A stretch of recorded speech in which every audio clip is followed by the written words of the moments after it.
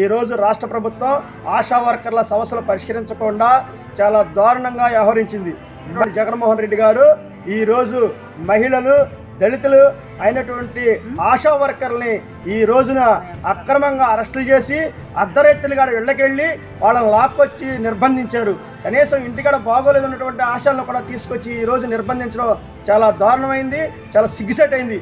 ఇప్పటికే జగన్మోహన్ రెడ్డి గారికి హెచ్చరిస్తున్నాం. ఇప్పటికైనా సరే జగన్మోహన్ రెడ్డి గారు మీ పద్ధతి మార్చుకోండి. ఇప్పటికైనా గత ప్రభుత్వాలు ఏవైతే ఆశా అంగన్వాడీలతో పెట్టుకుంటే ఏ రకంగా అయితే మట్టి కొట్టుకుపోయారో ఈరోజు మీకు కూడా అదే గతి పట్టబోతుంది.